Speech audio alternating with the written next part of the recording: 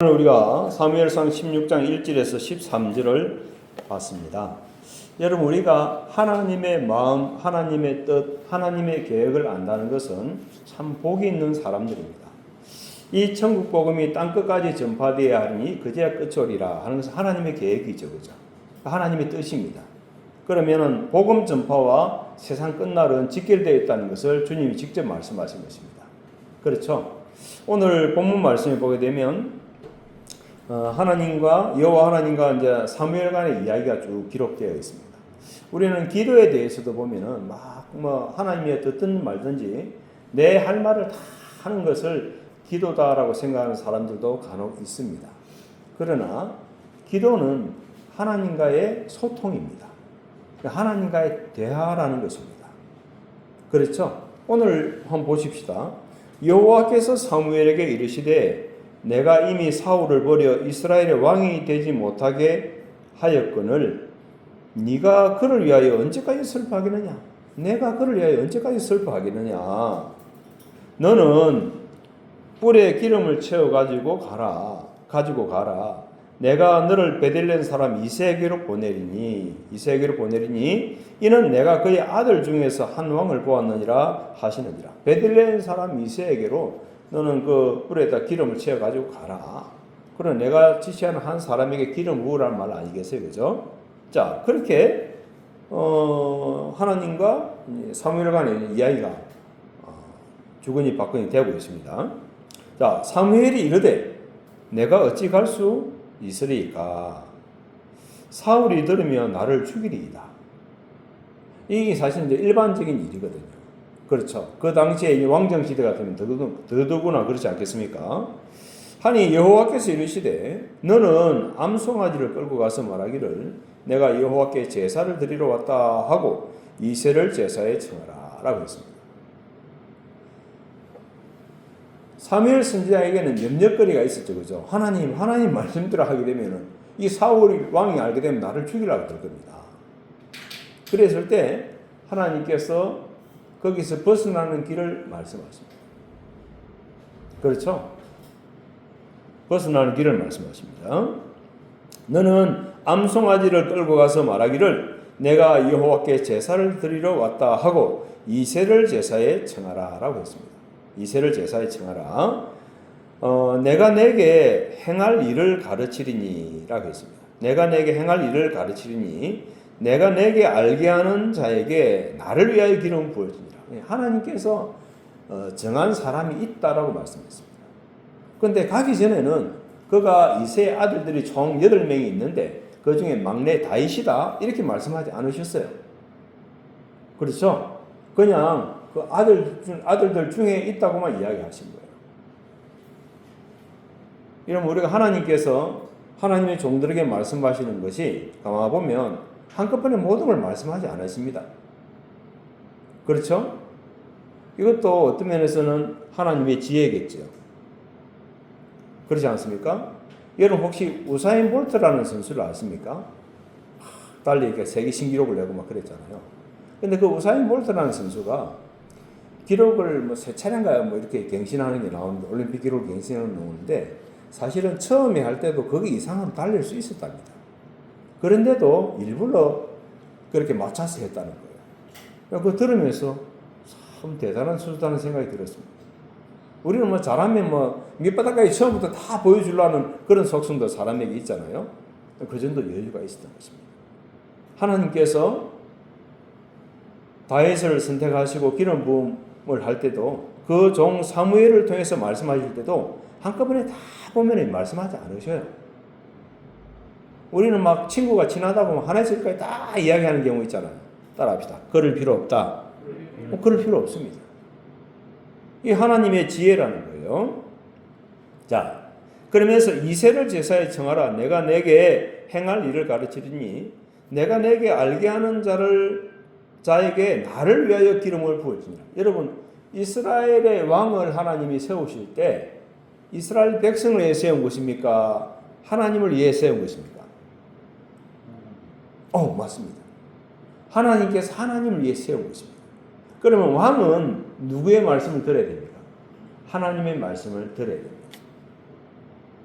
그것이 사실은 이스라엘 백성들을 살게 하는 길이기도 합니다. 그렇죠? 하나님께서 하나님을 위해서 하나님의 종을 세웠으니 백성은 관심이 없구나, 이게 아니에요.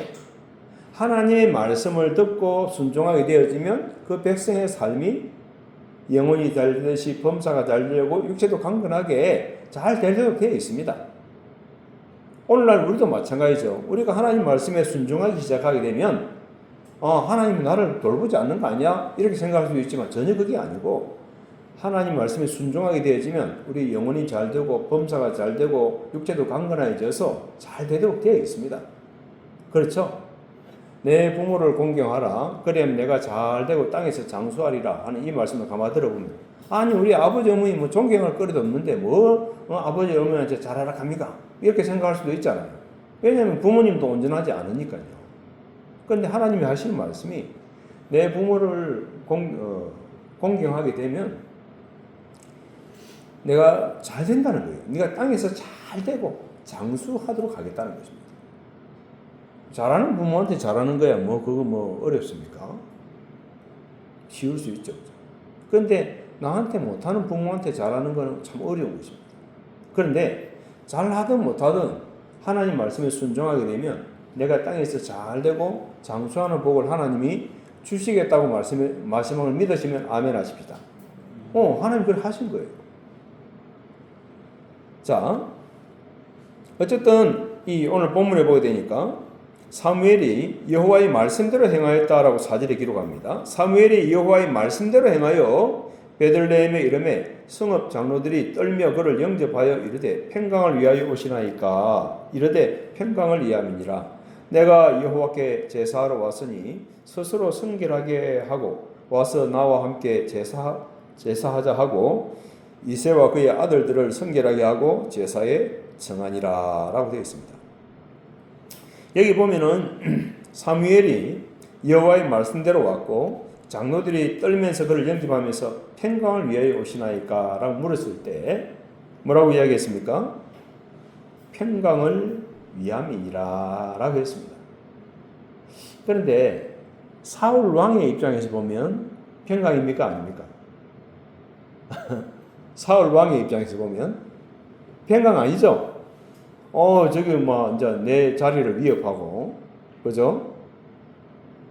그래서 여러분, 하나님의 기준을 유심히 보셔야 됩니다. 우리는 보면 내 기준에는, 내 생각에는 막 이런 말을 많이 하잖아요. 내 생각, 내 기준이 중요한 게 아니에요. 하나님의 기준이 뭐냐 하는 것이 중요한 것입니다. 아멘. 분명히 사무엘 선지자는 평강을 위함이니라 라고 했습니다. 내가 여호와께 제사하러 왔으니 스스로 성결하게 하고 와서 나와 함께 제사하자 하고 이새와 그의 아들들을 성결하게 하고 제사에 정하니라. 그들이 오매 사무엘이 엘리압을 보고 마음에 이르기를 여호와의 기름 부으실 자가 과연 주님 앞에 있도다 하였더니, 사무엘이 그냥 생각을 한 거예요. 보니까 키도 있고 생기기도 잘생겼고 이 사람이 왕을 하면 되겠다, 그런 생각이 있었던 모양입니다. 여호와께서 사무엘에게 이르시되 그의 용모와 키를 보지 말라. 내가 이미 그를 버렸노라. 아니, 생각으로 했는데 하나님께서 사무엘 선지자에게 이런 감동을 주시는 거예요. 보지 말라. 그 키나 그 용모 보지 말라. 내가 이미 그를 버렸다라고 말씀했습니다. 그러면서 하시는 말씀이 사람은 외모를 보거니와 나 여호와는 중심을 보느니라.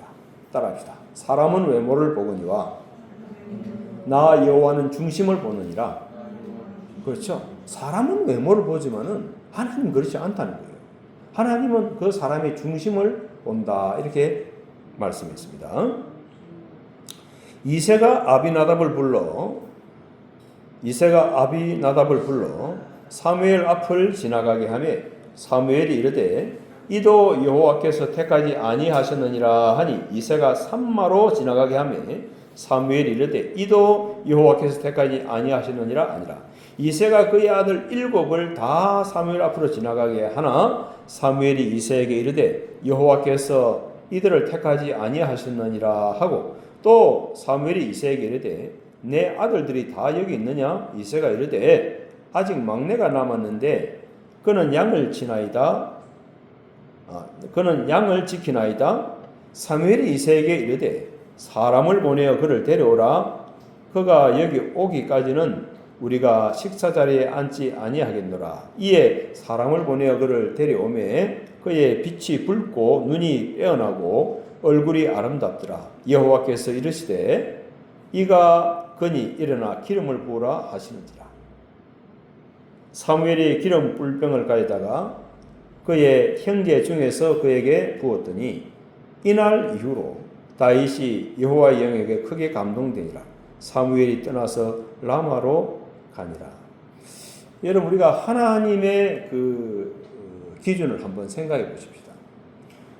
이새라는 사람에게는 8명의 아들이 있었죠. 그죠? 물론 딸들도 있었습니다. 다윗에게는 누나가 있었거든요. 요압 장군은 다윗 왕의 누나의 아들입니다.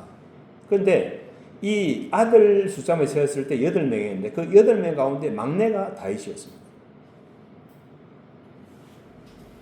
그래서 사무엘 선지자가 와서 아들들을 오라고 할 때도 그 아버지가 그냥 다윗을 제껴놨습니다. 얘는 뭐 그런 깜도 못 된다 하고 뭐 니 양이라 쳐라 니는 하고 제껴놨던 아들입니다. 그런데 놀랍게도 그 제껴놨던 아들이 누구의 마음에는 맞았습니까? 하나님의 마음에는 맞았습니다. 따라합시다. 그럴 수 있다. 그럴 수 있습니다. 내가 볼 때 저건 아니라. 내 기준에는 아니라. 놀랍게도 사무엘 선지자의 기준도 보니까 첫째 아들 장남이 왕으로 기름 부을 만하다 이렇게 보였었어요. 그죠? 물론 다윗은 오기 전이었습니다만, 그죠? 그런데 이새라는 사람이 볼 때도 다윗은, 이 막내 아들은 그런 감이 못 됐어요. 그러니까 아예 초대도 안 한 것입니다. 그죠? 안 그랬으면 데리고 왔을 건데. 다른 사람은 좀 양치게 하더라도 데리고 왔을 건데. 그런데 사람의 기준으로 차지 않았던 그 사람이지만 하나님의 기준에는 찼던 것입니다. 따라합시다. 그럴 수 있다. 여러분, 이게 아주 중요한 기준이에요. 우리는 뭐 내 기준에 안 맞으면 막 어떤 사람 화를 내고 막 폭발하는 경우가 있지 않습니까? 왜 내 기준을 갖다가 맞춥니까? 하나님이라면 어떻게 하실까? 하나님의 기준은 뭘까? 물어야 되지 않겠습니까? 그렇죠? 우리가 뭐 내 기준을 가지고 화를 내고 하는 것이 나에게 유익한 줄 아십니까? 전혀 유익이 없습니다. 왜요? 사람이 분을 내는 것이 하나님의 의를 이루지 못한다고 했습니다. 그래서 어쨌든 이 다윗을 하나님이 택하시고 그에게 기름을 부으시는데 놀라운 이야기가 기록되어 있습니다. 13절에 뭐라고 기록되어 있냐니까 사무엘이 기름 뿔병을 가져다가 그의 형제 중에서 그에게 부었더니 다윗에게 부었죠. 이날 이후로 기름 부은 이후로 다윗이 여호와의 영에게 크게 감동되니라 라고 되어 있습니다. 그럼 그 전에는 다윗이 하나님의 영에 전혀 감동이 안 됐던 사람일까요? 저는 그렇게 생각하지는 않습니다. 왜냐? 내가 이새의 아들 다윗을 만나니 내 마음에 합한 사람이라, 내 마음에 맞는 사람이라고 한 것은 평상시에도 다윗이 하나님이 이뻐하는 뭔가 짓을 하고 있었다는 것입니다. 그 마음이 하나님과 맞았다는 거예요. 그런데 선지자 사무엘을 만나서 하나님이 시키는 대로 올리브유를 부었을 때, 그리고 그날 이후로 여호와의 영에게 작게 감동되는 게 아니라 크게 감동되었다고 되어 있습니다. 이건 누가 하시는 거죠? 하나님이 하시는 겁니다. 아멘? 하나님이 하시는 것입니다. 그래서 사무엘이 떠나서 라마로 가니라 라고 기록하고 있습니다.